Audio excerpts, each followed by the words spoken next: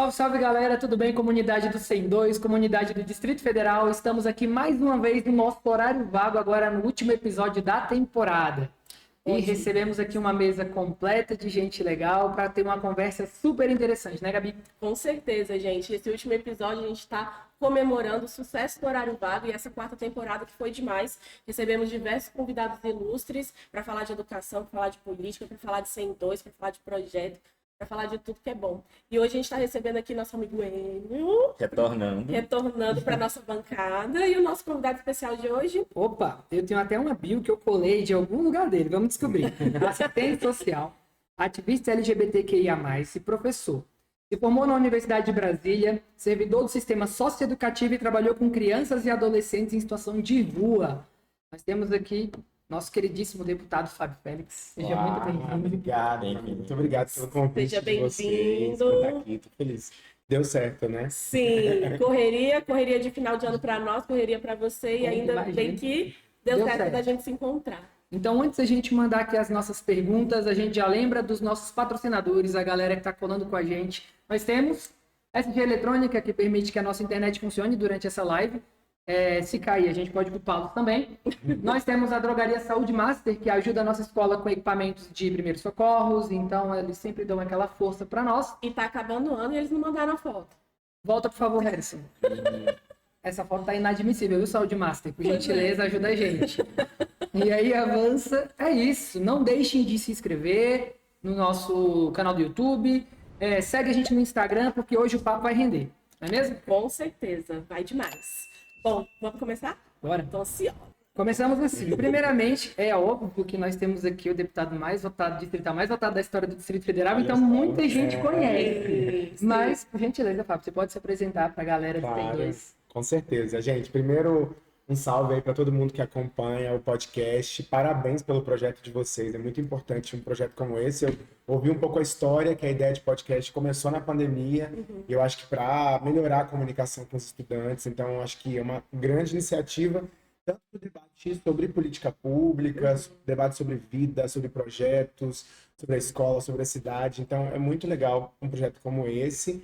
Eu sou o Fábio Félix, sou assistente social, como você apresentou aqui. Estou no segundo mandato como deputado distrital aqui no DF e desbravando um pouco o que é exercer um mandato parlamentar, porque a gente tem uma visão muito distante da política, da nossa realidade. Eu também, como a maioria tem, também tinha essa visão de distância da política. Não sou herdeiro, não sou filho de político, não tenho sobrenome de político, então a minha trajetória era como assistente social, servidor público, ativista de direitos humanos, ativista LGBT, que tinha uma militância partidária e acabou, de alguma forma, chegando num espaço como esse, que eu acho que é uma grande vitória.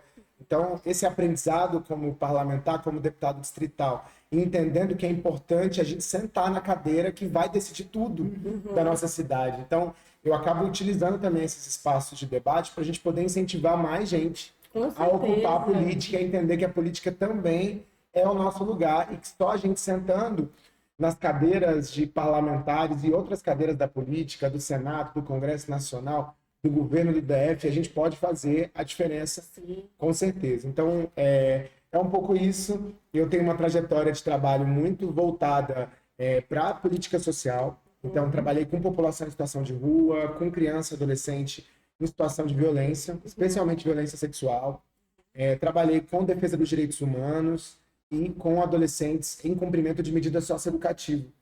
Foram as principais áreas que eu trabalhei, sempre voltada para a política social. E sempre tive um ativismo também voltado para a política pública, defesa dos direitos humanos, dos direitos sociais, dos direitos e cidadania da população LGBT, enfim, uma militância, a defesa da educação. Também participei muito do movimento estudantil na UNB, foi um espaço de muito aprendizado para mim. Então, é um pouco por aí minha trajetória. Você nasceu onde? Eu nasci em Brasília mesmo. Na época eu morava em Taguatinga. Morei em Taguatinga a maior parte aí da minha infância até o início da adolescência e depois mudei para o Guará. Bom demais, né? É da região, né? Candango raiz. Raiz, nasci aqui. Nos representa com propriedade. Sim, com certeza. Fábio, e assim, você já falou que a sua trajetória está muito ligada a essa questão dos movimentos sociais e tudo, mas como que foi essa virada de chave para você decidir entrar para a política? Eu, na verdade, não tenho uma. Às vezes as pessoas me perguntam muito se tem um momento, sabe? Assim, Um start, né? um start ali, um gatilho específico para você entrar para a política. Eu tenho a impressão que para mim não teve. Eu comecei minha militância, eu tenho dois marcos que eu acho que são importantes para mim. Um, obviamente, foi quando eu saí do armário, falei para minha família sobre minha sexualidade, porque aquilo era uma transição assim muito importante na minha vida. Então, tive o apoio da minha família, foi muito difícil na escola, foi muito difícil em muitas áreas da minha vida, eu tinha 16 anos, e aí eu contei para minha família. E depois a minha família ficou buscando formas de me ajudar numa sociedade tão excludente, com tanta discriminação. E a gente buscou uma ONG, que era o Estruturação, que foi quem acolheu a gente, e ali tinha núcleo de juventude, tinham várias coisas funcionando naquela ONG, hoje a gente chama mais de organização da sociedade civil, uma entidade lá, e eles ajudaram muito a gente. Então, eu acho que aquele foi um abrir de olhos para a militância social para mim, para o ativismo social. Eu sempre fui muito interessado em política desde a infância. Mas, tipo, eu era criança que assistia TV Senado. Sabe essas coisas meio bizarras, meio malucas. Eu assistia TV Senado na infância.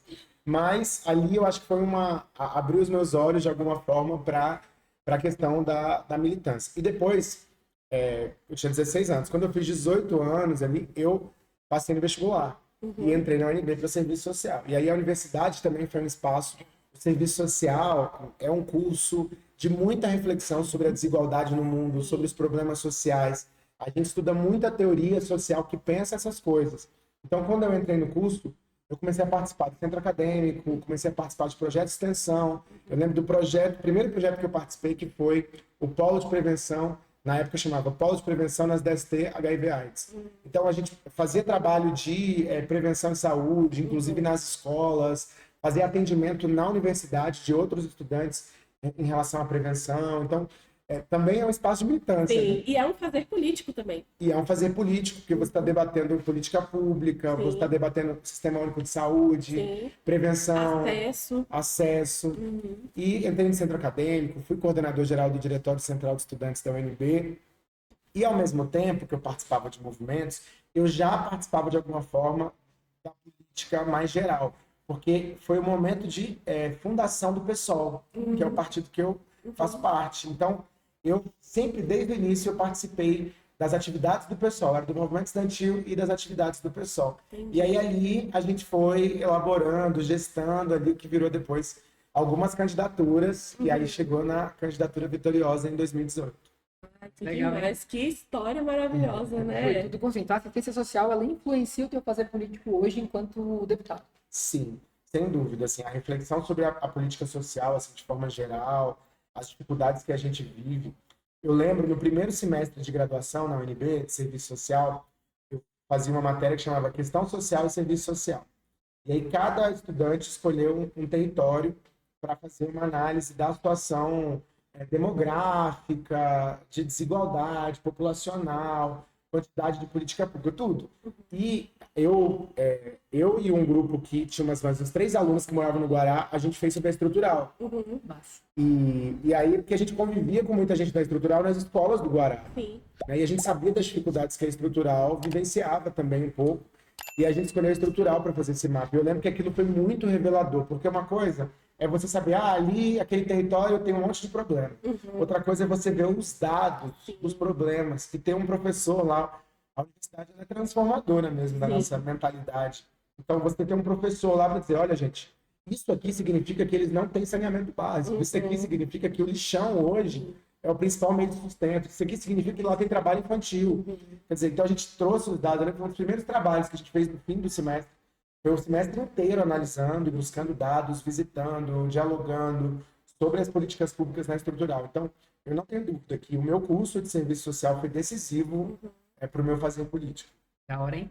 Sim, porque quando a gente sabe da realidade, mas ela está distante, é isso que você falou. Quando ela vai materializando e você une isso com o pensar, né? Como você falou, as estruturas teóricas que vão guiando a gente a entender o porquê dessa desigualdade, isso vai gerando uma revolta também, né? Muito grande, e uma vontade de você fazer a diferença para transformar essa realidade de alguma forma, né? E como você falou, a gente vai fazendo isso em escala micro, como a gente conversou, isso é também um fazer político, mas quando a gente senta nessas cadeiras que dão o acesso a escolhas e dar voz de uma forma mais assertiva, porque você tem o poder político de realizar essa transformação, então isso faz muita diferença. Demais. Né? Teve a galera que está aqui da plateia foi ler sua bio e dentro dessa história lá diz que você é professor e gerou uma grande curiosidade, assim, porque Professor de de quê? quê e aonde leciona e por que professor, por que desejou Sim, isso? na verdade, a coisa de professor foi uma coisa um pouco mais para frente na minha vida. Eu fiz a graduação em serviço social, depois eu fiz meu mestrado na UNB em política social. E aí, logo depois do meu mestrado, eu já estava trabalhando no GDF, que eu sou servidor de carreira do GDF, da Secretaria de Justiça, sou assistente social nas medidas socioeducativas. Aí surgiu uma oportunidade de um concurso para a Universidade Católica de Brasília, para dar aula no curso de serviço social e disciplinas para outros cursos. E aí eu passei nessa seleção da Católica, foi até uma seleção longa, com várias etapas, eu fiquei muito feliz de ter passado nessa seleção, e eu trabalhei alguns anos, 4 anos na Católica, se não me engano, foram 4 anos como professor do curso de serviço social, antes deles, que o curso depois virou semipresencial, EAD. Então eu trabalhei quando o curso era 100% presencial, então trabalhei esses 4 anos no curso na Católica, e também depois fui professor substituto na UNB, por alguns semestres, e também eu iniciei o doutorado em ciência política, e no doutorado você dava ICP, que é Introdução à Ciência Política. E eu tive a oportunidade de dar ICP também, um semestre, mas pelo doutorado em ciência política. Então, essa minha trajetória de professor é mais curta um pouco, mas tenho muito orgulho dela também, aprendi muito, porque é esse processo de elaboração, né? Eu em outro lugar agora, ajudando o estudante a refletir sobre as desigualdades, sobre os problemas. Tem disciplina para pedagogia, para psicologia, para o serviço social. Tinha gente de educação física fazendo a disciplina, porque eu dava uma matéria na Católica que era diversidade e inclusão. É a minha Aí cara. vários cursos. Vários cursos. E dava uma outra disciplina que chamava Movimentos Sociais. Então, também é uma disciplina bem muito... abrangente. As humanidades são todas. As humanidades vão todas atrás. Então, era muito legal. Ó. E você gostou da experiência da docência? Eu gostei. É uma experiência dura, né? Porque, às vezes, as pessoas não têm noção, assim, do trabalho que dá você elaborar, do trabalho que dá você o pós-aula, que é você corrigir, que é você pensar, porque você individualiza condutas ali de cada aluno para pensar os processos. E mais do que isso, além do pré e do pós, é um esforço que não é só de elaboração, é um esforço físico e um esforço mental imenso você ficar na sala de aula 3, 4 horas por dia. No meu caso, tem professor que dá até mais horários num dia. Eu dava ali 12 horas, no máximo que eu já dei no semestre foi 16 horas a aula, e ali você tira 15 minutos no início e no fim, 3 horas e meia de você seguida, dava toda eu sempre me ofertaram disciplina sexta-noite, nunca tive. Ai, meu Deus! Até as 22h30 eu tava cansado. Então, assim, é um esforço físico, porque você está se bem apresentando ali 3 horas e meia. Então, as pessoas não têm noção da importância da valorização. Se você medisse pela importância da educação, você já tinha que valorizar e pagar bem os professores.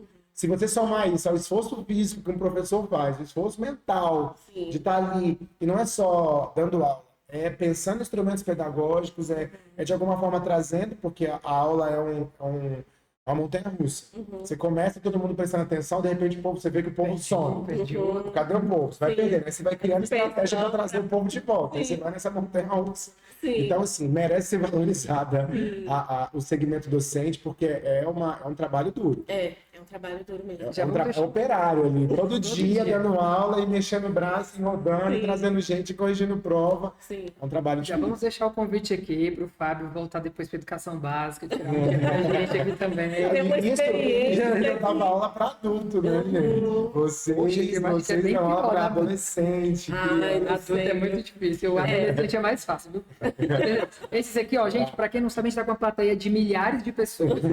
São todos adolescentes na maior tranquilidade, assistindo com muito afinco e atenção. Então, eu acho que adolescente é mais fácil. É?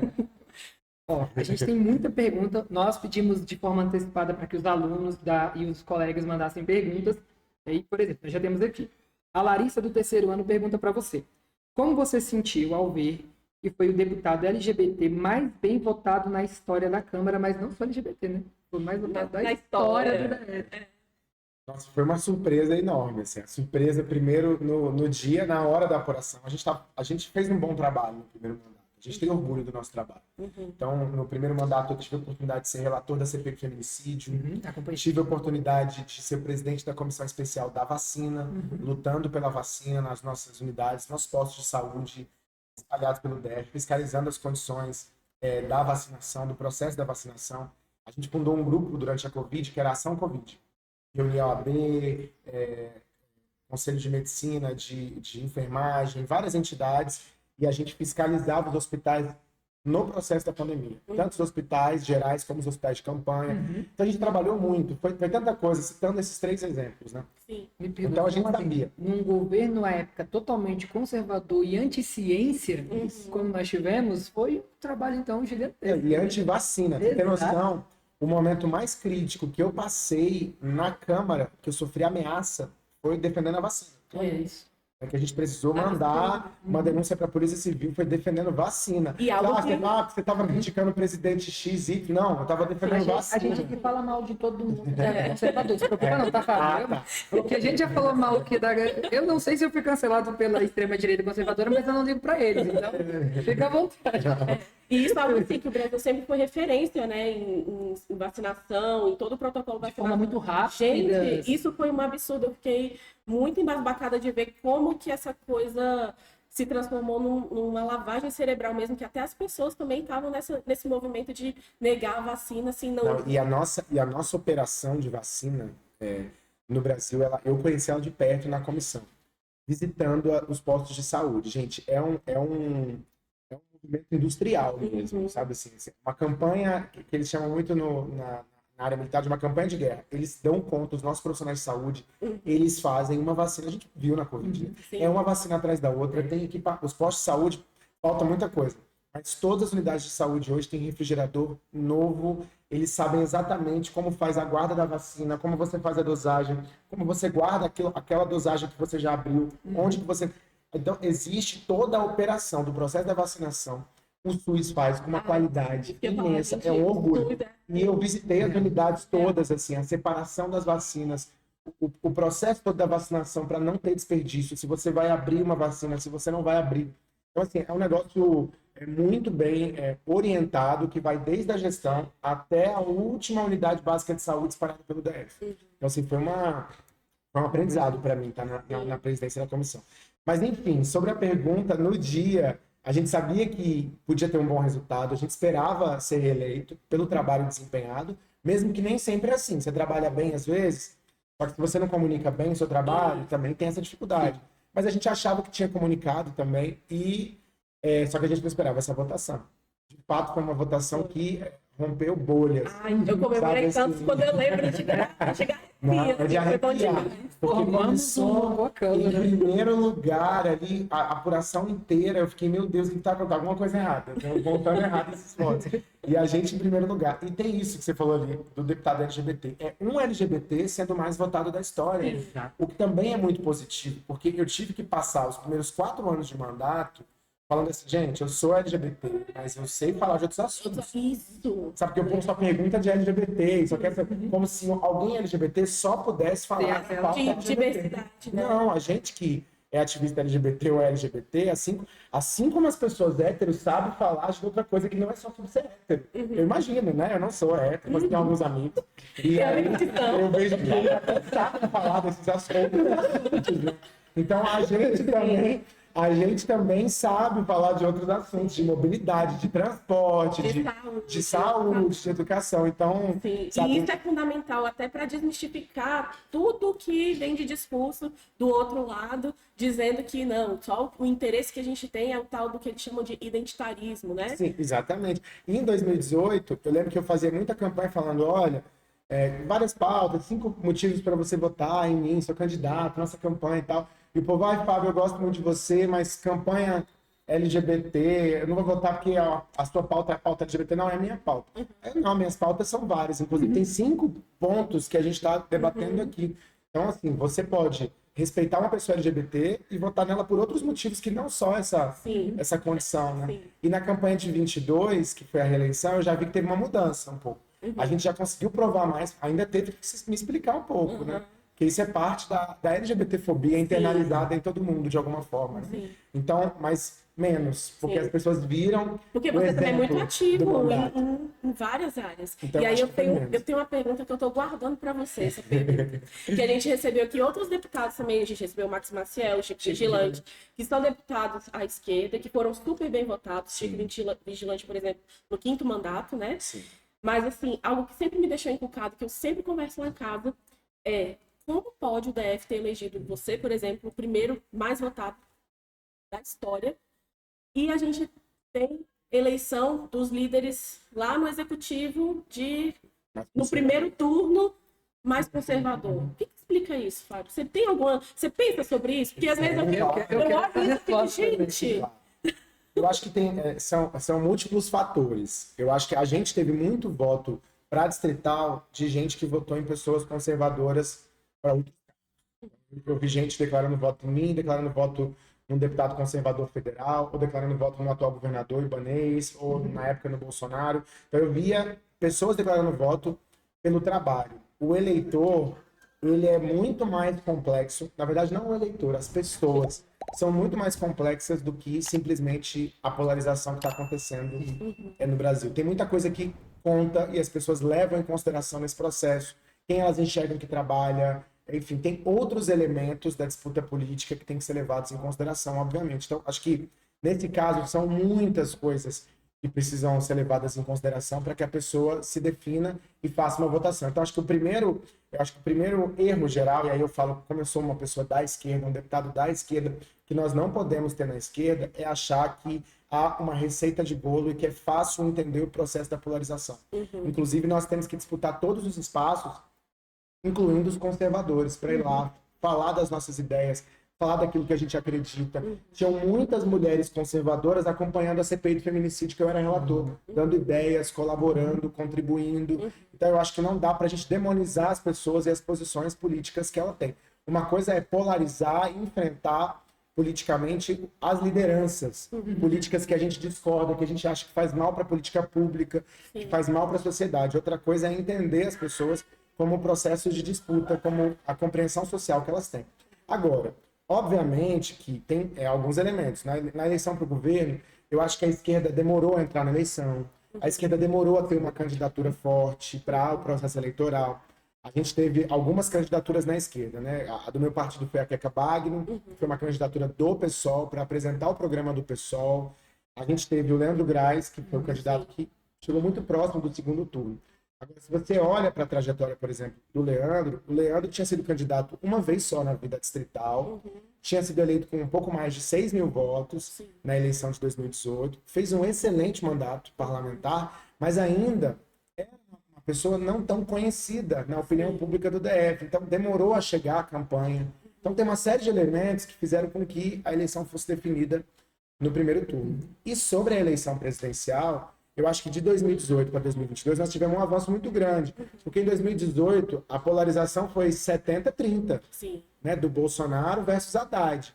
Na eleição de 2022 a gente continuou perdendo, mas foi 57-43. Então tem um crescimento dos setores que queriam uma mudança política no DF que é muito grande.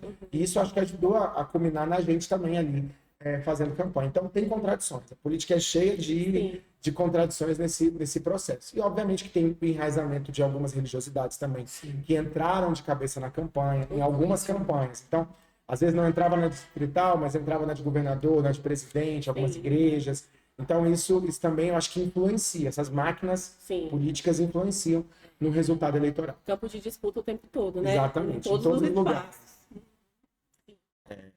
Você falou que, como um deputado LGBT, tem muitas coisas para falar além dessa pauta. Mas para quem é LGBT, acho que te vê como um grande representante, uma grande voz ali dentro, né?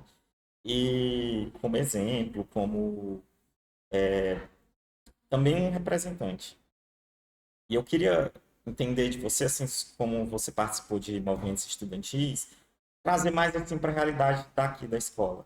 Aqui, por exemplo, eu fui convidado para a mesa para representar o movimento, a roda de conversa, na verdade, LGBT que a gente construiu aqui na escola, e o professor Gabriel que está na plateia.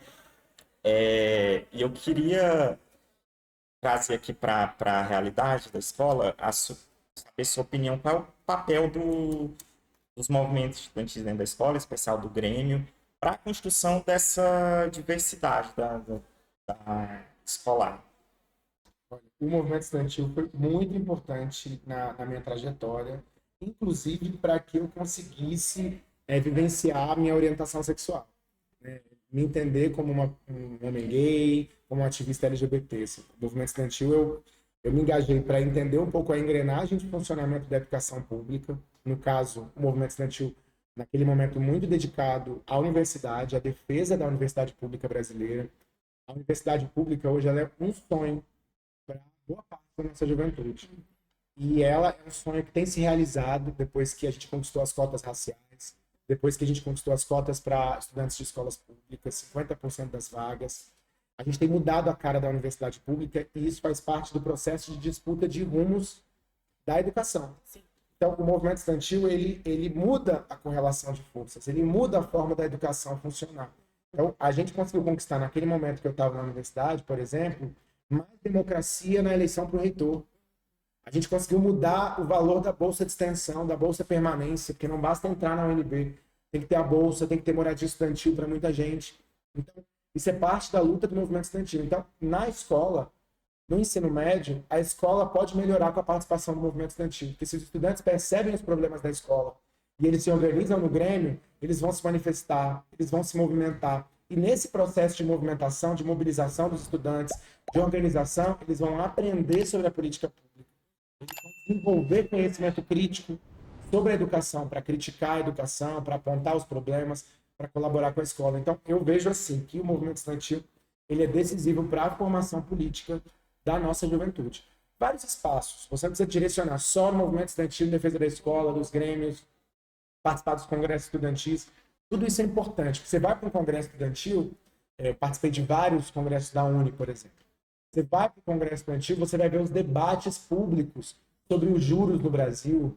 Você vai participar do debate sobre quais são as prioridades do Congresso Nacional. Você vai ver alguém falando, você vai ver os parlamentares numa mesa discutindo. Na minha época, discutia como o Banco Mundial e o FMI interviam na política pública brasileira. Hoje, o debate é outro. Mas eu acho que é muito importante a politização. E o movimento estudantil ele é esse processo. Você contribui para melhorar a educação e, ao mesmo tempo, o movimento em si, a luta, contribui para a sua formação. Então, é um processo cíclico. E sobre o primeiro comentário que você fez, a questão LGBT, eu tenho muito orgulho. Eu sempre falo e afirmo a questão LGBT não por identitarismo, mas por saber, lembrar e reverenciar o fato dessa representação ter sido conquistada com muita luta. O primeiro assumido, sentado numa cadeira de deputado distrital, isso é orgulho para a comunidade LGBT. Sim. Então, eu tenho muito orgulho dessa representação, de lutar para que a gente avance nos direitos da população LGBT, de que a gente conquiste mais espaços nas políticas públicas, enfim. E sabendo que essa representação precisa ser ampla, porque mesmo a pessoa LGBT, ela usa postinho de saúde, ela usa o transporte público, ela usa a educação pública, ela frequenta a universidade, ela quer saneamento básico, ela quer o direito à moradia. Então, também representar os LGBTs não significa não poder representar todo mundo. Sim. Né? Então, de alguma forma, é a construção de uma identidade de representação também, que seja mais ampla. Você sentiu alguma resistência depois de estar lá? Você contou a história de até chegar. E aí, chegando lá, você sentiu alguma resistência dos seus colegas pela questão LGBT? Eu senti uma tensão, né? Eu gosto de dizer que é porque a LGBTfobia ela não é necessariamente alguém entra no elevador e te dá um tapa na cara, né? Então, às vezes isso é o explícito, mas ela é um processo cotidiano. E a gente vivencia ela todos os dias no Poder Legislativo, seja num despacho ali institucional, seja na forma que eles querem te incluir em algum debate ou não, né? Mas eu tive que lutar para ocupar meu espaço lá dentro também, né? Para construir a nossa credibilidade, a nossa seriedade, a nossa participação no debate público, porque tinha uma resistência. Era como se chegar um LGBT ali fosse algo um pouco porque é difícil achar um termo, mas como se fosse algo, uma brincadeira, como se não fosse algo sério, um LGBT tá ali. Fosse performático, estritamente performático, e não tivesse conteúdo. É porque acho que as pessoas estão acostumadas a ver o LGBT muito com numa posição de ser o alívio cômico dos locais que eles estão. Exatamente, acho que esse termo resume bem. Então, acho que eles achavam que era uma performance um tanto quanto cômica a participação de um LGBT nesse espaço e não vinha com conteúdo. Então, quando eu comecei a me posicionar sobre o crédito para as empresas de transporte, quando eu comecei a lutar na CPI do feminicídio, como a gente começou a lutar pelos entregadores de aplicativo, que fiscalizar a saúde, o que esse cara tá achando que... né? O que esse gay tá achando que ele tá fazendo aqui? Sabe? Então, você começa a ver que você faz um deslocamento de qualidade para mostrar que a gente tem qualidade para fazer representação política. É a desconstrução de um estereótipo, né? Porque é o que você estava falando, até da questão na escola, que você falou, Enio, esse movimento de construir um pensamento crítico para além do movimento estudantil e que pode e deve acontecer dentro das salas de aula, que é o movimento que a gente faz com o antirracismo, por exemplo. Então, vou trazer os autores, vou trazer autoras, porque a gente está em todos os lugares também, e às vezes essas pessoas não chegam. Então, quem são os intelectuais, quem são os cientistas, né, que são LGBTs, e a gente pode trazer para a sala para desconstruir esse lugar do estereótipo do homem gay como o alívio cômico, né, das pessoas trans como também essa coisa travestida, essa coisa divertida, e enfim, a invisibilidade lésbica que a gente vive, a bissexualidade também como se não existisse. Então tudo isso é importante e a gente pode desconstruir isso de várias formas. E né? no encontro disso vai o projeto que o professor N e Gabriel desenvolvem aqui. Que, inclusive, N, você pode apresentar para a gente com mais propriedade como que é esse projeto, quem a gente inclui, qual é o objetivo. Que a gente já tem essa proposta com o Gabriel. A gente sentiu muito isso, assim, aqui na escola existem vários movimentos, assim, de vários grupos, e a gente sentiu a falta de ter uma organização LGBT, porque é uma pauta que constantemente eu, por exemplo, via nas reuniões de professores, nas reuniões com os coordenadores, algumas questões sendo pontuadas ali e a coisa não fluindo muito, assim, até por próprios entraves de burocracia, como a questão do registro dos nomes das pessoas trans. E aí eu falei assim, cara, eu tô sentindo que quem é conservador tá muito organizado, tá muito articulado. E a gente eu acho que até o próprio, não só dentro da escola, mas o movimento LGBT, de forma geral, não tem uma fluidez, assim, não se organiza tão bem quanto as pautas que são contra a gente. Então a gente resolveu juntar, assim, quem são os LGBT da escola? Vamos juntar numa sala, conversar e saber o que é que cada um pensa, o que é que cada um quer, o que é que cada um deseja, até para a gente pegar essas pautas e eu, como professor, poder levar para a sala de coordenação ou dar uma certa visibilidade. E o engraçado, ou nada engraçado, é como todos os movimentos aqui nunca tiveram resistência. Movimento de religioso, movimento de qualquer tipo, nunca teve resistência. E a gente teve uma resistência. A gente cola um cartaz, no dia seguinte, cadê o cartaz? Sabe, nesses pequenos, a gente pede para as pessoas, a gente fez uma caixa, pediu as pessoas coloquem aqui seus pensamentos, suas ideias. A maioria das mensagens, deve imaginar o cunho que a gente recebeu. Então, tipo, é uma coisa que eu acho que, tipo assim, na minha cabeça, assim, quanto mais a gente bate, mais tem resistência e mais é necessário a gente bater, se organizar. E aí a gente está com esse grupo, e a partir desse grupo tem algumas perguntas aqui que eu vou transmitir para você, que é justamente mais isso que eu já citei sobre essa questão do registro dos nomes no espaço escolar. Assim, o que é que você pensa sobre isso? Porque aqui, por exemplo, existe a questão burocrática. Eu acho que, tipo assim, depois de um tempo, ou pelo menos um tempo em que eu estou aqui, ah, não existe tanta resistência assim da administração da escola, mas existe resistência, por exemplo, de alguns professores e a própria resistência do sistema, do sistema do GDF, da secretaria, ela não comporta direito essa questão do nome social com o nome do registro civil dos estudantes. O que é que você pensa sobre essa questão? Não, eu penso que a Secretaria de Educação tem negligenciado uma resolução desse tema com a clareza e o acúmulo que a gente já tem de debate no âmbito da questão LGBT e da política pública de educação. Tem que reconhecer e respeitar o nome social do adolescente no ensino médio a partir da sua autonomia. Eu acho que isso é algo que, eticamente, eu sei que muitos professores já fazem isso em sala de aula, independente do trâmite burocrático. E quando eu falo que a Secretaria de Saúde, a Secretaria de Educação negligencia esse processo, é que ela não cria os mecanismos do ponto de vista institucional para que isso aconteça de forma mais célere, respeitosa, né, a garantir a expressão da identidade de gênero daquela pessoa. Então, eu penso que tem que ser resolvido. Hoje, a resolução que nós temos, ela é um avanço, mas ela é insuficiente, porque ela reúne uma série de atores para que a tomada de decisão seja dessa série de atores, digamos assim. Fazendo um resumo da resolução que nós temos hoje.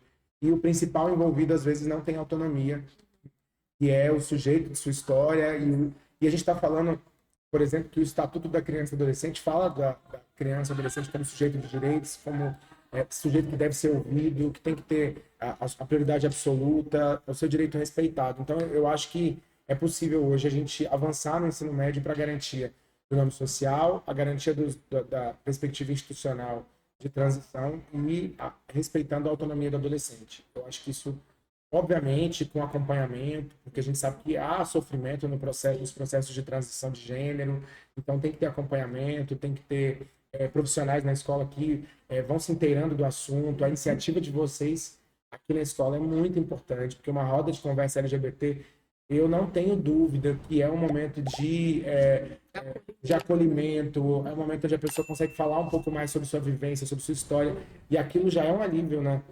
Porque ela vive, ajuda na elaboração, forma um coletivo que pode ir se ajudando, dando retaguarda. É uma rede de apoio, né? Uma rede de apoio no ambiente escolar. Então, é uma grande iniciativa, e essa grande iniciativa pode ajudar na elaboração também dessas mudanças que a gente precisa fazer na política pública. Não é fácil, porque não é um contexto fácil. Inclusive, na gestão pública do TF, de forma geral, eu acho que ainda há pouca sensibilidade para essa temática, pouca abertura para essa temática. A gente tem batalhado por isso, mas a gente vê que há muito pouca abertura. O professor Gabriel, ele já te manda uma pergunta dentro dessa temática. A sua opinião, como fomentar uma educação para a diversidade? A gente precisa falar sobre esses temas. O problema é que hoje a polarização está em torno de o que se pode e o que não se pode falar. Eu tenho dito muito para os professores, a gente até produziu uma cartilha na Câmara Legislativa, a partir de um seminário que a gente fez ano passado, que é a Escola de Todas as Cores. Um seminário debatendo a educação para a diversidade mesmo. Trazendo as nomenclaturas, os principais conceitos, né? A gente tem essa cartilha, estamos rodando mais. A gente pode mandar para vocês também, não sei se já tiveram acesso. É uma cartilha super legal, oficial da Câmara Legislativa, com toda a documentação. E a gente precisa subsidiando o debate da temática LGBT. Agora, o importante é a gente falar sobre esses temas. Porque a criança e o adolescente, eles não são propriedade da família. Eles são responsabilidade da família, assim como a Constituição de 88 fala que são responsabilidade do poder público e da sociedade.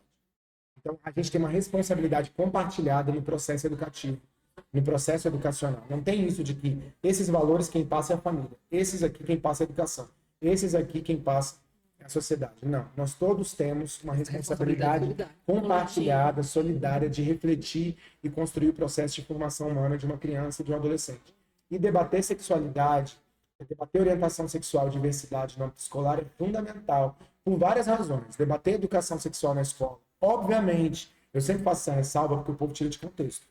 Debater educação sexual na escola, utilizando os instrumentos pedagógicos adequados para cada idade, Sim. obviamente. Sim. É importantíssimo porque você vai criar um ambiente de prevenção e proteção. Porque a gente sabe que hoje, pelos dados do Ministério dos Direitos Humanos, 80% da violência sexual contra crianças acontece no âmbito familiar. Exatamente. Então, se não for a escola para ensinar, como é que essa criança vai se proteger? Como é que essa criança vai criar a coragem para denunciar? E Como é que até ela vai entender? reconhecer o que é violência, uma né? violência. Que ela vai entender que aquilo é uma violação do direito dela, que aquilo é uma violência sexual. É importante que haja debate sobre educação sexual na escola. Isso é muito racional, é muito sério, necessário, né, para a proteção da vida. Porque às vezes o povo faz discurso de proteção da primeira infância, que são comprometidos contra o abuso sexual, e são contra debater educação sexual. Isso é uma contradição. Você só pode proteger uma criança do abuso sexual se você debate na escola Sim. educação sexual. Você só pode proteger um adolescente se você debate educação sexual, obviamente com os instrumentos pedagógicos corretos. E também a questão da diversidade. A escola tem sido um espaço excludente. Eu passei por acho, quase dezenas de escolas, porque eu não me ambientava na escola, justamente pela homofobia. Era uma pergunta aqui, como foi sua trajetória Cara, enquanto foi estudante? muito difícil, porque era muita homofobia, era um momento, era muito xingamento, sabe? Assim, era bichinha o tempo inteiro na sala de aula, e aquilo foi acumulando, né? Nível de violência. Eu queria abandonar a escola. Eu, por mim, eu teria esperado fazer 18 anos depois para terminar o ensino médio no EJA. Porque eu não queria, na época tinha um nome que o povo chamava de o EJA, que não era CETEB, porque era tipo um lugar que você fazia uma prova, pagava e pegava conseguia o diploma. Eu queria isso, porque eu não queria o ambiente da escola. Aquela convivência era... Era a contradição de saber que era um espaço rico de formação e ao mesmo tempo, cara, eu não quero isso pra minha vida. Porque eu sofro tanto aqui dentro que eu não quero isso pra minha vida. Então, falar de diversidade na escola é para incluir, Sim. é para respeitar. Sim. Nenhuma concepção de mundo, nenhuma religião que seja contra, sabe, incluir e respeitar as pessoas. Então, é para isso que a gente quer Convivência debater. minimamente respeitosa e tolerante, que é o que Exatamente. todo mundo merece, né? E a gente não quer debater diversidade para fazer de ninguém aquilo que ela não é. Sim. A gente quer debater diversidade para que todo mundo possa ser respeitado. Sim. Acho que esse Se é sentir o à nosso vontade, objetivo. né? Isso é tão louco, gente, porque assim, vou dar até como esse convívio social ele arrasta, porque como você falou, a gente tem uma responsabilidade coletiva nisso, ensinar esse processo. Então, por exemplo, eu tenho um filho de 5 anos e ele convive de perto. Meu irmão homossexual, casado já pela segunda vez, minha irmã também, tá já em união estável, casada lá com a namorada dela, queridíssimas. Eu, bissexual, meu filho convive de perto. Mas esses dias ele voltou da escola falando assim, mãe, meu amiguinho fulano de tal disse que só pode casar mulher e homem. E olha que ele convive dentro da família, ele só tem 5 anos. Então imagina, aí eu fui na escola conversar, porque eu falei, ó, gente, acho que a escola, assim, como que vocês se colocam diante dessa situação? Porque eu acho que é responsabilidade da escola naturalizar a diversidade de famílias que existem. E olha que meu filho convive de perto com famílias homoafetivas. Então, você imagina famílias que são extremamente conservadoras, que repelem e que têm um discurso violento sobre isso. Isso vai ser reproduzido na escola, né? Então, o espaço de acolhimento é importante, porque, como você falou, Fábio, foi difícil na escola, mas você teve um acolhimento muito forte em casa. E tem jovens que não têm acolhimento em casa e, às vezes, chega na escola e vivencia essa violência, né? E tem escolas que eu já visitei, eu tenho ficado até muito feliz com isso, que tem muitas experiências similares, parecidas com essa experiência. Tem escolas que têm sido espaço de acolhimento. Então você vê grupos ali no ensino médio que têm acolhido seus estudantes LGBTs, diferente de outros momentos da história. E a gente não pode perder isso. Esses pequenos avanços que a gente tem vivido, eles são transformadores para que as pessoas LGBTs se sintam mais à vontade no ambiente escolar. Até porque as nossas conquistas, elas são muito recentes. Né? A gente conquistou o casamento igualitário em 2011, a gente conquistou a criminalização da homotransfobia. Em 2019, o reconhecimento da identidade de gênero, também em 2019, 2020. Então, assim, a gente é muito recente as nossas conquistas e a gente precisa lutar para que elas fiquem de pé. Então, esses espaços na educação, eles são muito importantes e uma educação diversa. Eu sempre falo das famílias, eu sempre falo na Câmara Legislativa que eu sou deputado da família. Porque eu defendo todas as famílias. Os outros querem excluir algumas. Eu defendo todas as famílias. E acho que a família é um espaço muito importante, é um espaço que a gente tem que respeitar, mas é um espaço que não é proprietário da infância e da adolescência. E a gente precisa refletir a partir da legislação brasileira sobre isso. Pessoal, o papo está muito bom e a gente está encaminhando agora para o final. A gente vai mandar umas últimas perguntas aqui, receber mais de uma da galera, mandar um bate-volta. O deputado tem mais compromissos e a gente está com fome, né? Daqui a pouco é meio-dia. Enfim, vamos dar o nosso direcionamento. E, Fábio, eu queria perguntar para você aqui. A gente tinha feito um pequeno roteirinho e tem uma que me interessa bastante. Se você pudesse mudar alguma coisa de imediato no DF agora, o que você faria? O que mudaria? Uma coisa só, né? Eu acho que a gente precisa mudar com muita urgência a saúde. Eu acho que a saúde precisa de uma revolução no DF. É uma vergonha o que a gente tem vivido na saúde pública do DF. A gente precisa fazer, a gente tem uma rede enraizada, a gente precisa fazer essa rede funcionar. E essa rede hoje não funciona porque existe um problema grave de gestão pública. É de pensar a saúde pública para o atendimento às pessoas. A gente tem 175 unidades básicas de saúde espalhadas pelo DF que podiam atender a população. As UBS, os postinhos que a gente conhece, eles estão virando uma espécie de pequenas UPAs. Todo mundo fazendo atendimento de emergência e você não tem saúde de prevenção. Então você precisa mudar a lógica de atendimento em saúde urgentemente no DF. Você precisa mais investimento para os hospitais funcionarem. Você precisa colocar cirurgias para acontecerem. A gente precisa fazer com que o atendimento de doenças graves seja correto, humanizado, rápido, como câncer. As pessoas ficam 6 meses evoluindo um tumor sem conseguir atendimento de qualidade no SUS, no hospital geral. Isso é inaceitável.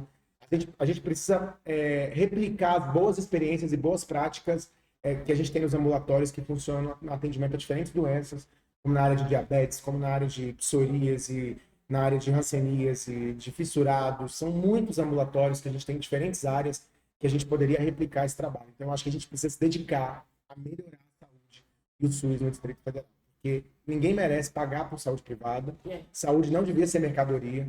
E o nosso sistema de saúde podia e pode funcionar muito melhor. E a gente tem várias experiências no mundo de sistemas públicos, como o sistema português, o sistema inglês, que funcionam com qualidade, funcionam com investimento público, com fluxos de trabalho onde as pessoas são atendidas com qualidade dentro do sistema de saúde. E a gente tem que trazer essas experiências para fazer o SUS do DF funcionar. E amplificar também as boas experiências que já acontecem no SUS, né? Porque é um atendimento diferenciado, é um atendimento humanizado que não tem paralelo nem sequer na rede particular. A própria operação da vacina. Sim. O próprio funcionamento de vários ambulatórios que já funcionam muito bem no sistema de saúde do DF, que as pessoas conseguem ser atendidas. Sim. Né? Se você pega a experiência das pessoas que vivem com HIV e são atendidas hoje, tem a retirada da sua medicação, tem as consultas trimestrais e semestrais, tem, enfim, todo o processo de acompanhamento do CD4. Você tem ali um ambulatório que funciona, que atende, e junto com as UBS, atende mais de 6 mil pessoas no DF, faz o controle da infecção. Então, assim, é muito importante, tem muitas experiências positivas já no DF, que podem ser replicadas, mas você precisa colocar a mão na estrutura para mexer. Ter vontade para fazer acontecer. Quando você acredita mais na saúde privada do que na saúde pública, você larga a saúde pública de mão. E para mim é isso que a atual gestão fez. Está deixando a coisa rodar como ela pode rodar, porque não acredita Para ir sucateando e a pessoa fala, não funciona mesmo, a solução é Isso é privatizar. intencional. É intencional. Né? Nunca é aleatório. A gente pode ficar à vontade, Gabi, que eu vou pegar mais os meninos aqui. Pode pegar aí. Ó, a gente quer tem... perguntar? Eu acho que eu queria saber que conselho que você dá para os jovens hoje que estão assistindo a gente, que queiram trilhar um caminho parecido com o seu, de entrar na política. Qual conselho que você daria, assim, pensando na sua própria trajetória, nos erros que você cometeu, nos acertos? Que conselho que você daria para esses jovens que estão com essa ideia? Porque quando você é jovem, você quer mudar o mundo. E o melhor caminho, felizmente ou infelizmente, é a política, que é onde você pode mudar alguma coisa. Que conselho que você daria, em especial para os jovens LGBT que estão querendo lutar por mais direitos para a nossa comunidade? Primeiro, assim, para a juventude LGBT que está assistindo a gente vai ter sempre que lutar. Porque a gente vai ter que lutar pela nossa dignidade, a gente vai ter que lutar para sobreviver, a gente vai ter que lutar para ser exatamente aquilo que a gente é, sem preconceito. O casamento é uma luta, a relação afetiva, a relação com a família. E para isso, para a gente sustentar esse processo, a gente se organizar é muito importante. A gente estar junto, a gente conviver mais, a gente participar de coletivos. Isso é muito importante, porque isso ajuda nesse processo da reflexão crítica, mas também na nossa saúde mental, no nosso autoconhecimento, para a gente sobreviver junto. É muito mais fácil atravessar o deserto, as dificuldades junto do que sozinho. Então, essa seria uma reflexão para a juventude LGBT. Para a juventude de forma geral, para mim, o espaço decisivo foi o movimento social. Os movimentos sociais foram muito importantes. A participação em coletivos de juventude, seja no movimento estudantil, seja no movimento LGBT, seja no movimento de direitos humanos, eu sempre participei de coletivos. A participação nesses coletivos foi fundamental para que a gente conseguisse mudar a realidade, para que a gente conseguisse ocupar a política de alguma forma. Desde a primeira eleição que eu participei na UNB, para o DCE, que eu virei conselheiro do Conselho Superior da UNB. A gente perdeu a eleição do DCE, mas eu virei membro do Consune da UNB. E aí eu pude discutir tantas políticas educacionais da cidade e da universidade, foi tão importante.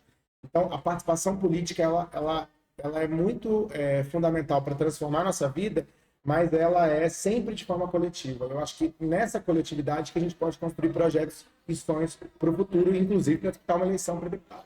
É nessa coletividade que esses sonhos são construídos. E você falou que a juventude sonha mudar o mundo, e eu acho que nós temos que fazer com que, além da juventude, todos nós sonhamos em mudar o mundo. Nós não podemos perder a nossa perspectiva de utopia, a nossa perspectiva de transformação social, a nossa perspectiva de transformação da realidade. A gente não pode se conformar. Não dá para criar um clima de conformidade com a desigualdade, com a saúde como ela funciona hoje, com a educação. A gente precisa mudar a realidade. E a juventude ela é fundamental porque ela é gasolina nesse processo, ela é combustível. Ela é combustível nesse processo, inclusive para que a gente não perca todo mundo na vida adulta essa perspectiva de mudança do mundo, da realidade. A Maria Eduarda tem uma pergunta para você, que terceiro ano. Você já conhece o 102? Conheci o 102, estava até contando ali que eu vim aqui na campanha eleitoral, e a gente mandou também emenda parlamentar para o 102. Que legal. E no caso, você conhece o que mais gostou na escola e o que você acha que poderia melhorar? É uma escola gigante, né? Então, imagino que vocês tenham muitos desafios na escola. Um deles agora, vocês já estão cada vez mais profissionalizando.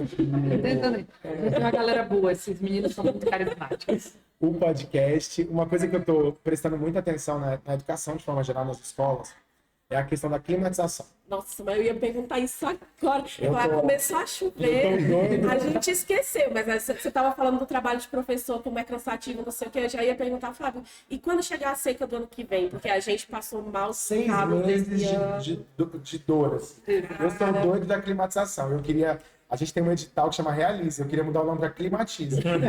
Comprar só ar-condicionado. E colocar umidificador. Não, ar-condicionado é aqueles de captação de energia solar. As placas de energia solar. Para a gente poder também não crescer tanto a conta de energia. Mas assim, não tem como na cidade que enfrenta uma seca e que tem vivido extremos climáticos muito fortes, como a gente tem vivido no DF, a gente não climatizar tanto os espaços de trabalho dos servidores como os espaços educacionais. Então, tem muitas escolas avançando nessa climatização e a gente precisa pensar a climatização da escola, que eu acho que isso vocês devem ter passado aí momentos difíceis, né? Foi tenso, viu? Dá uma aula, você é do Eu sou do Vespertino, né? gente, socorro. E assim, a gente estava vivenciando aquilo e eu vi assim que tinha uma movimentação. Sigo sempre você lá nas redes sociais, eu vi que você estava também bem ativo, mas a sensação que passou pra gente que estava aqui era que a Secretaria de Educação estava super alheia a essa questão, entendeu? Continua a aula aí normal, nada vai ser feito, e tava muito difícil, assim, com o estudante passando mal. E mudou tanto. Na minha época de ensino médio, as umidades eram mais altas. E quando chegava a 20%, as aulas eram suspensas no vespertino. Hoje em dia não tem mais suspensão de aula. Até porque, senão são 6 meses que a umidade fica abaixo dos 20%. Então você vai suspender um semestre de aula. Não tem nem como. Mas a gente precisa pensar estratégias de unificar a sala de aula, de climatizar a sala de aula. Então a gente está pensando. Agora, e de forma geral no serviço público. A gente está com um projeto para o ano que vem de climatização das unidades da assistência social, esse mesmo de climatização, e das unidades de saúde. Porque também o povo passou o mesmo perrengue, né? Sim. Todo mundo no mesmo perrengue. Sim. Que não é nada chique esse perrengue. Nada. Né? É o pior perrengue possível, é um perrengue que afasta o estudante da escola, Sim. que detona o profissional, que daqui a pouco acaba entrando no atestado, porque não suporta estar todo dia. Já falei, a gente falava do esforço físico, que é dar aula 3 ou 4 horas. Imagina esse esforço físico Numa escalado com essa situação. Insalubre, gente, sério. E aí, você falando da climatização, né? Tem essa parte da sala de aula que é para ontem, gente. Isso é necessário para ontem. Eu vi algumas iniciativas, acho que no CEF da Ceilândia, que eles colocaram os umidificadores nos corredores, assim, solta aquela aguinha. A gente tem um ali na portaria, né? Mas tinha vários ali nos corredores da escola. Isso também seria legal, porque tava Tem demais. esse que parece um canhão de umidificador que vai longe, assim. vai né? no corredor. É. Sim, mas você falando da emenda, né? A gente recebeu aqui o sinal sonoro, porque isso faz parte da climatização da escola também. A gente sabe que a estrutura da escola ela é muito parecida com as instituições que prendem, né? Então aquele sinal que deixa o nosso ouvido doendo. Exato. A gente mudou, assim, por mim, gente, tem dia sexta-feira, eu acho que pode colocar um tá ok. Pode colocar. Pode colocar. Mas a gente tá colocando a musiquinha clássica, é mó gostoso. Quando a gente sai pro intervalo, Eu você reclamo parece que toda tá- vez da música clássica, mas eu ainda sou Eu nosso vencido. conformo, Eu né? colocaria, sei lá, um hardcore, um Pericles, porque eu vou entre extremos, entendeu? Uma coisa mais animada. Mas já melhorou, né? Nossa, ficou maravilhoso. Ficou muito bom. Eu gostei de Quatro ver. Mas aquele sinalzão Sim, ali. e essa era uma demanda antiga que a gente tinha e que a gente conseguiu com a iniciativa do deputado. Até pela questão dos alunos autistas, que se incomodavam bastante. Sim. E a gente vai lançar, até para aproveitar para fazer o meu merchan. Agora. A gente vai lançar agora no dia 17 de fevereiro de 2025 mais uma edição, a 5ª edição do edital Realize, que é um edital que a gente faz para emendas parlamentares nas escolas públicas do DF. E qual é o diferencial desse edital? Primeiro que ele é o único edital de emendas parlamentares que a gente tem para educação hoje na Câmara Legislativa. Não tem outro edital. E segundo, que ele é voltado para iniciativas pedagógicas, onde os próprios professores podem apresentar os projetos. Não só a direção da escola. Qual o dia mesmo? Eu vou anotar aqui. 17 de fevereiro. 17 de fevereiro. Então, a gente já montou podcasts em outras escolas, sala maker, laboratório de informática, laboratórios de outras áreas de exatas, projetos de diversidade, enfim, a gente já ajudou muitos projetos. A gente já ajudou mais de 200 escolas com projetos pedagógicos, é a 5ª edição. Porque às vezes o diretor, e com razão, porque como a escola tem muitos problemas, ele está sempre preocupado com as obras. Tem que melhorar isso aqui, tem que entender, fazer sala de aula, tem que colocar uma estrutura aqui e tal. Falta as Smart TV. Né? E o professor quer desenvolver um projeto pedagógico, quer aperfeiçoar o trabalho dele. E aí ele não tem como acessar esse recurso. Então, a emenda parlamentar no edital Realize, ano que vem vai ser 5 milhões, vai ser para projetos pedagógicos. E claro que você pode comprar Smart TV, comprar equipamentos, porque para desenvolver o projeto pedagógico você pode ter que ter um lanche, precisar de transporte. Então, são várias formas de utilização desse recurso. E a gente vai abrir a 5ª edição e convidar vocês para participar. Nossa, vou colocar o nosso debate aí demais. Eita, Parece que a escola agora tá dentro da... É por isso que a gente não grava de manhã. O podcast é na escola, gente. Vamos viver na realidade. Ó, pra quem não tá entendendo, não sei se vai captar o áudio externo, mas a gente tá com uma atividade na educação física que tá bem... Bem animada. Peguei esses jovens ali, pra todo mundo com essa energia pra uma área legal. A gente ainda tem pergunta de aluno aqui, deixa eu só pegar, pra não esquecer ninguém. Nós temos aqui a experiência do ensino médio comentou. Tem uma da Larissa também. Você teve 34 leis aprovadas na Câmara. Qual foi o maior desafio nesse processo? Primeiro, a informação dela está correta? Eu acho que está correta, então é reprovado. porque não, tá aprovado. Não, porque é o seguinte, é o dado que tem algumas leis que eu não sou o primeiro signatário, mas sou o segundo signatário, né? Então, os deputados, eles assinam juntos as leis e tal. E algumas são projeto de lei complementar, projeto de emenda à lei orgânica, são projetos de resolução. Enfim. Mas a gente tem muitos desafios. O processo legislativo ele é longo, ele é difícil e tem algumas conquistas que a gente teve que elas são muito especiais para a gente. Eu vou citar uma que eu acho que ajuda a gente a refletir um pouco. Na pandemia, eu acompanhei muito a mobilização, a movimentação dos entregadores de aplicativo. Os entregadores de aplicativo, eles salvaram a vida de muita gente na pandemia.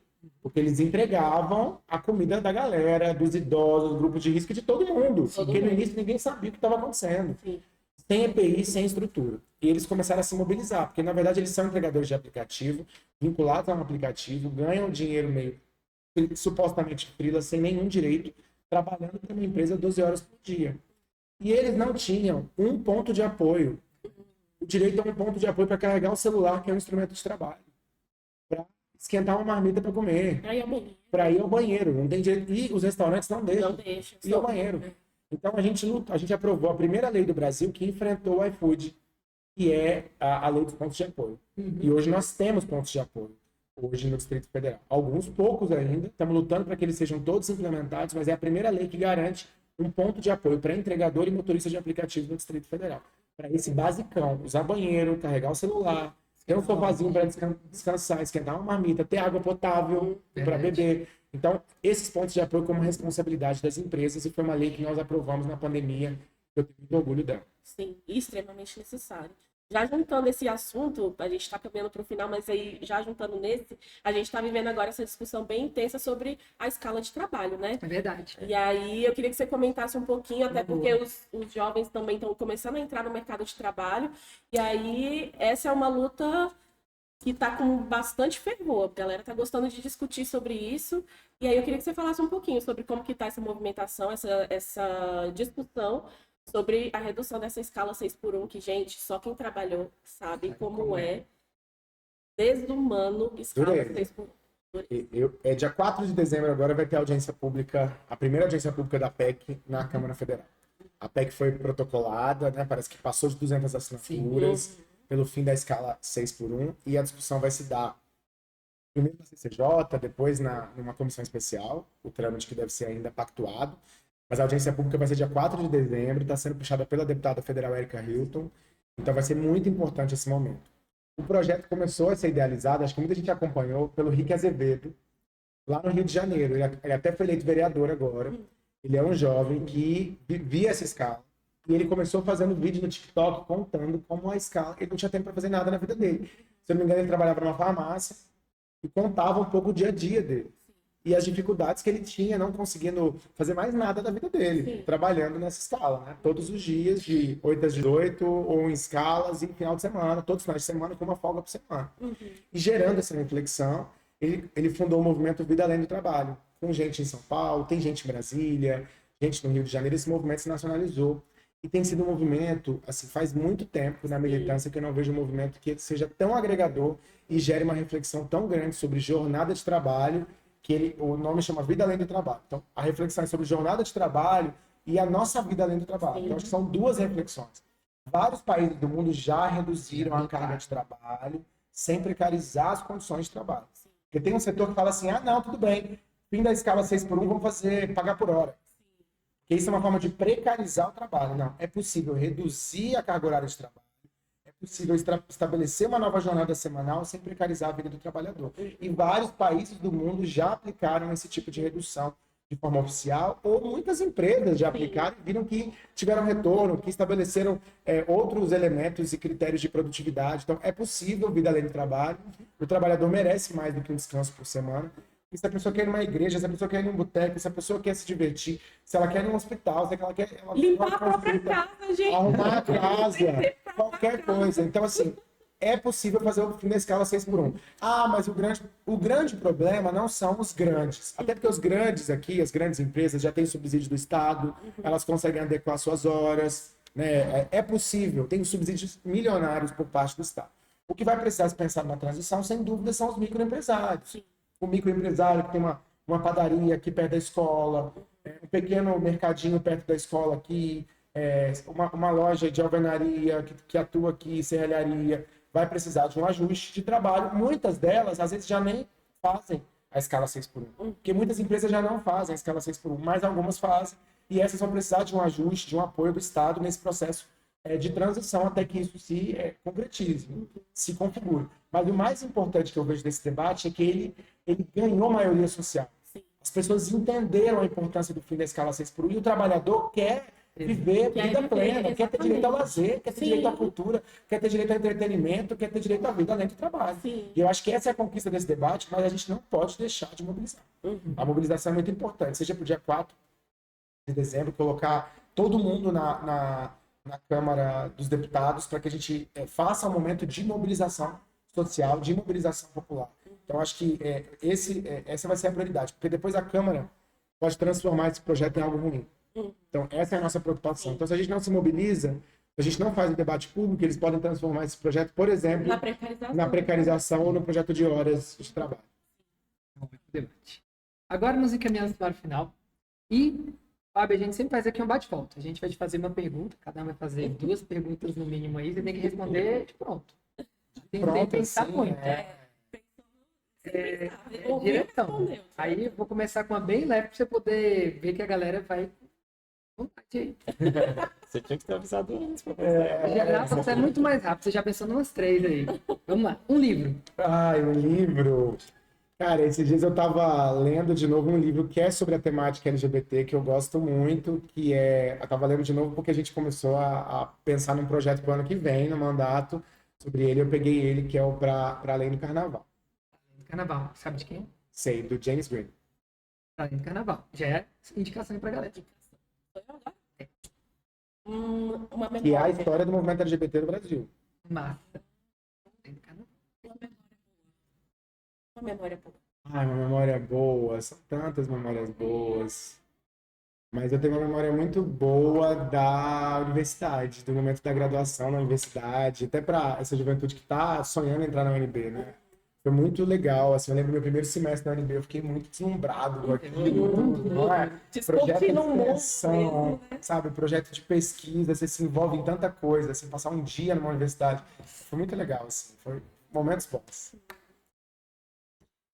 Uma pessoa que é uma inspiração no profissional ou no político, e uma pessoa que é inspiração pessoal. Uma pessoa que é inspiração. É difícil, né? Porque você vai falar uma. Você vai ter alguém, que é o papo. Gerar um filminho ali. Mas eu vou citar uma pessoa muito especial, assim, no pessoal, primeiro. Também deixa de ser político, que a minha irmã Juliana, eu acho que ela é muito uma inspiração de uma pessoa que tem uma lógica de elaboração, de firmeza, de gestão, de cuidado, de muitas coisas. Então, a minha irmã é uma pessoa no pessoal que eu citaria. Tem outras pessoas importantes também, então não é uma pessoa que eu citaria sempre, que é uma referência para mim. No político, tem muitas referências importantes, né? É difícil citar uma, né? E as referências mudam, né? A pessoa que era referência para você ontem, às vezes já não é referência hoje. Mas se você citar uma pessoa que eu gosto muito, também não é um ranking, mas é uma pessoa que é uma referência para mim como parlamentar, como pessoa pública, é uma pessoa jovem também na política. Ela começou na política institucional com 24 anos, porque foi eleita vereadora em Porto Alegre. Hoje ela é deputada federal, Fernanda Melchior.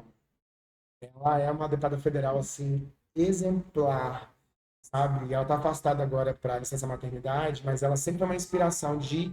Sabe aquela pessoa, do nada, ela está sendo deputada 24 horas ali trabalhando, vereadora e tal. Agora ela, como parlamentar, ela escreveu um livro. Sabe aquela pessoa que gata, não tem tempo para escrever um livro? Ela é uma referência, assim, é uma excelente parlamentar, é uma pessoa que tem uma elaboração teórica assim, muito importante e é uma referência política hoje para mim, com certeza. Eu vou começar com uma bem legal. Se não quiser responder, eu vou respeitar. Tá. Governo do Distrito Federal, Executivo. Pretende? Fala que sim, pra gente já ter uma boa base aí. É um passo de cada vez, né? Um passo 2 de cada mandatos, vez.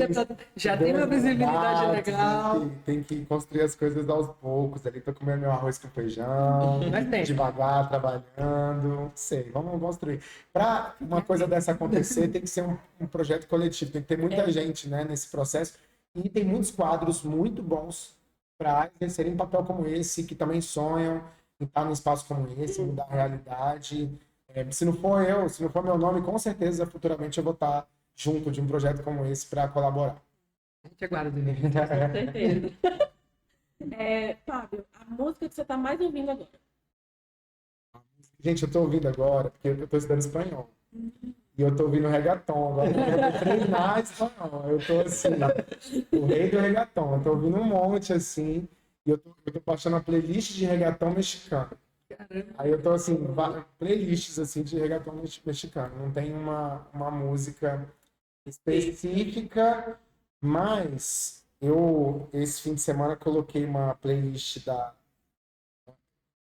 de gente velha, né? A playlist da Gal Costa. Aí eu vi várias vezes em looping a música dela com a Marília Mendonça. Não tem a música que eu acho bem Sim. bonita aquela música, acho que é de Cuidando de Longe. Cuidando de longe. Cuidando de Longe. Ah, é uma delícia. Em podcast. Vou dar uma dica. Horário vago.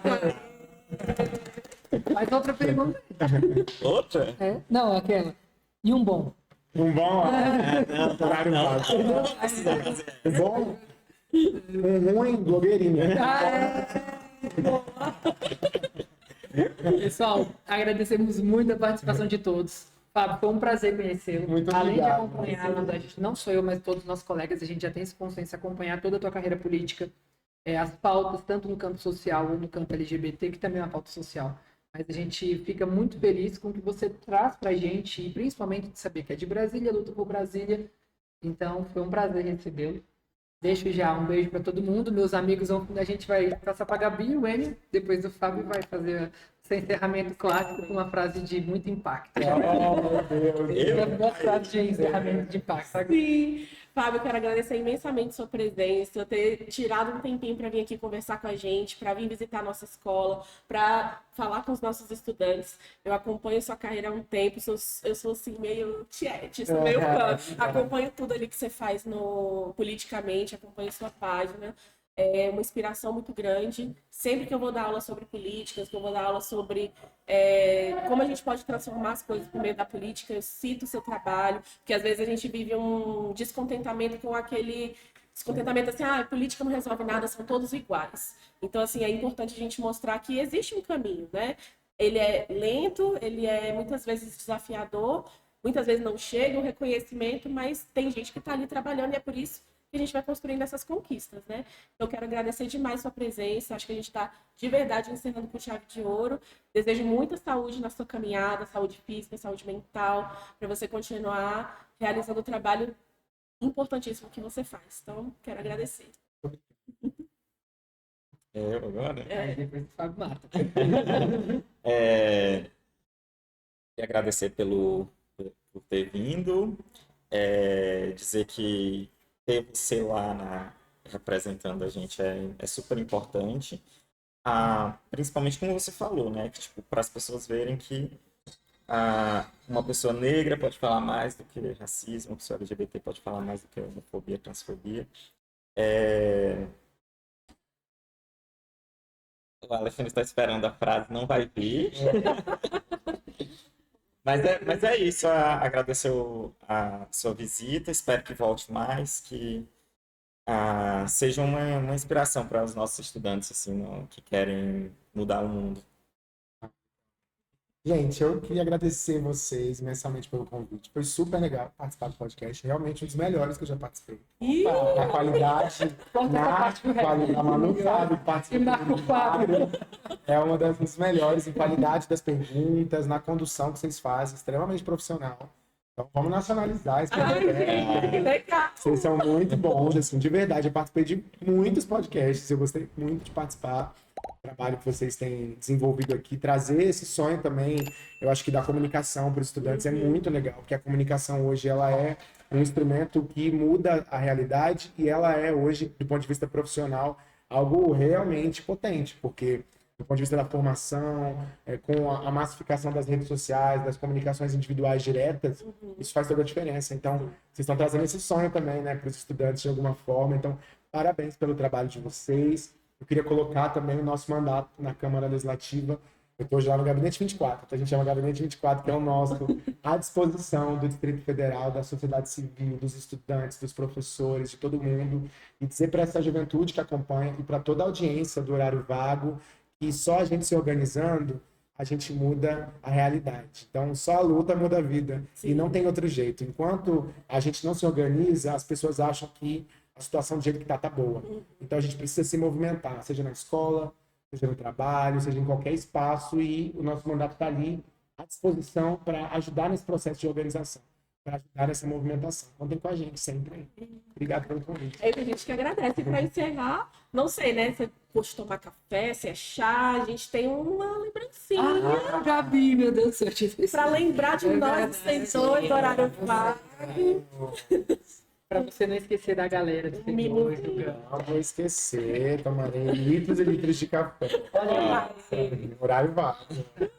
Agora que eu tô dando horário vago. Muito obrigado, Cleber. Meninos, muito obrigado. Galera do 102, galera da comunidade do Gama, valeu pela participação. Continue acompanhando a gente ano que vem com nova temporada. Até ano que vem, gente. É, Tchau.